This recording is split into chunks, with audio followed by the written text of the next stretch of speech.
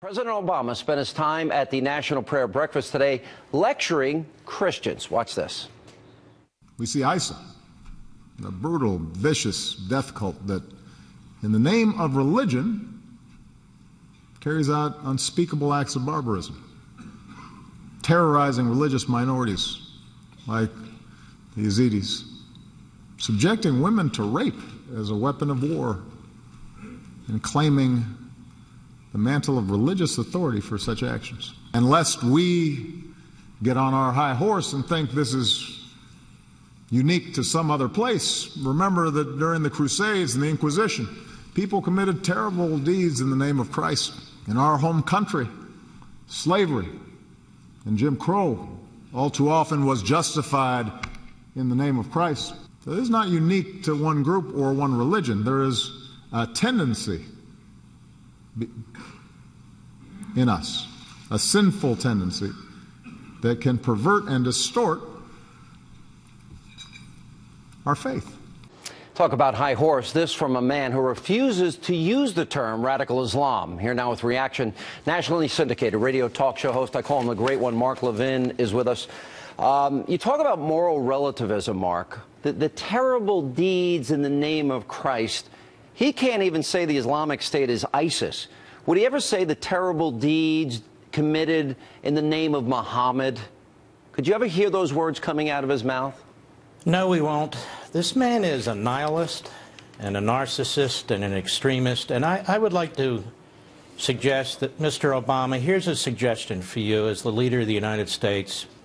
This weekend, rather than going off and campaigning or going on vacation, why don't you go across the Potomac River into Arlington National Cemetery? Why don't you walk the rows and rows and rows of the dead heroes who liberated peoples who were facing genocide and tyranny of all kinds, World War I, World War II, the Korean War, the Vietnam War, and all kinds of wars.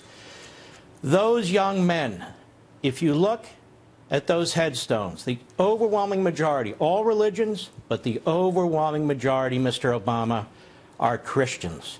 Why didn't you speak to them today, Mr. Obama? And ironically, you brought up slavery in the United States. And what's ironic about it, Sean, is if Abraham Lincoln took the position of Barack Obama, it would have been something like this. Lincoln saying, we've had slavery on every continent, in every country, since the beginning of mankind. The Egyptians enslaved the Jews. The Romans enslaved the Christians. Slavery is almost a human natural act, is it not? And Lincoln would say, following Obama's argument, don't get on your high horse. This is not an existential threat, Obama said the other day, of the genocide in the Middle East.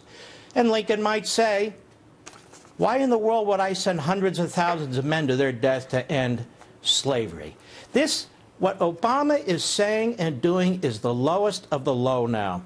He really is not a leader of a great people. He's not a leader of a great nation. He is stuck in his own ideology. He's stubborn and ignorant at the same time. There are black Christians and black Muslims in Africa who are being slaughtered. They don't want to hear about the Jim Crow laws. There are Christians, there are other Muslims being slaughtered in the Middle East. They don't need a lecture from Obama about Christianity. The fact of the matter is, Obama is not doing anything effective or substantive to stop genocide in our time. Why would the president build this straw man argument, though, and go back 1,000 years, 700 years, 500 years? Why would he do that and yet to this day does not recognize the reality? For example, this week we saw how the Jordanian king responded when a Jordanian pilot was burned to death. He ended up killing terrorists that they had in prison, and then he bombed the living daylights out of them. When we had the beheading of James Foley, within 3 minutes after a quick statement, the president was on the golf course for 5 hours. How do you compare and contrast the two different responses? Because he's not the man of compassion and empathy that he claims to be. Obama has a very high tolerance for misery, not his own, but for everybody else's. And he's turning the world inside out. He's not only fundamentally transforming America, but by his actions and his inactions, he's fundamentally transforming the world.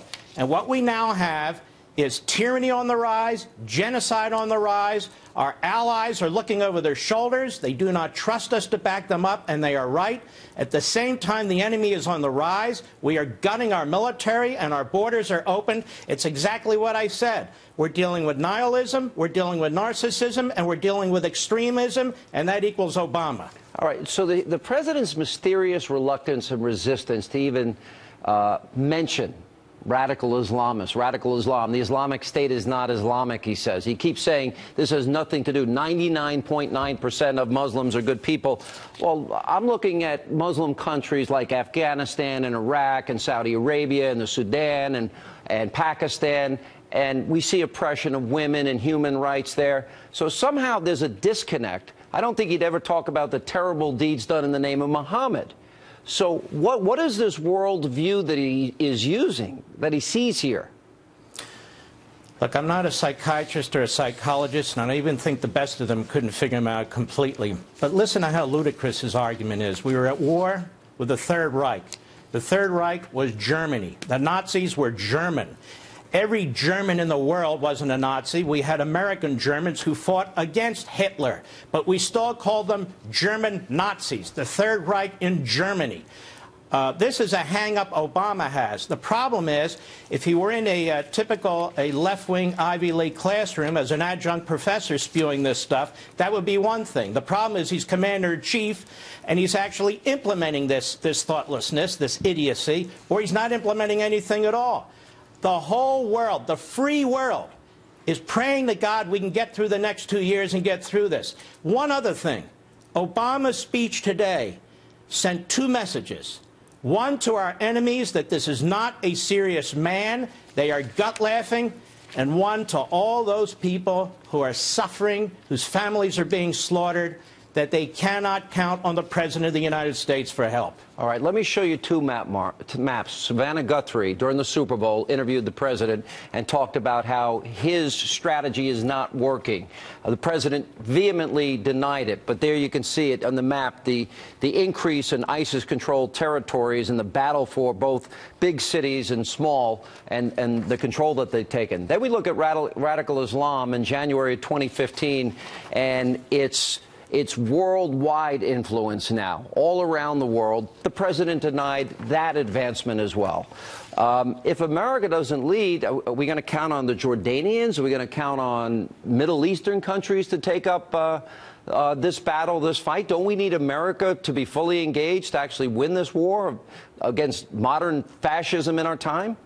There's no question about it. And the fact of the matter is, for all of his talk that he thinks is in defense of Muslims, this president, because of the way he left Iraq, this vice president, his failure to get a status of a forces agreement, they have, in my humble opinion, lots and lots of blood on their hands. Many, many Muslims, Christians, and others have died as a result of their actions. He can give as many speeches and issue as many bumper stickers as he wants. And here's the other point. All right. We are going to get hit. If we do not hit this enemy where this enemy is, we are going to get hit again. All right. Thank you, the great one, Mark Levin. Appreciate you being on the program. Jesse Ventura.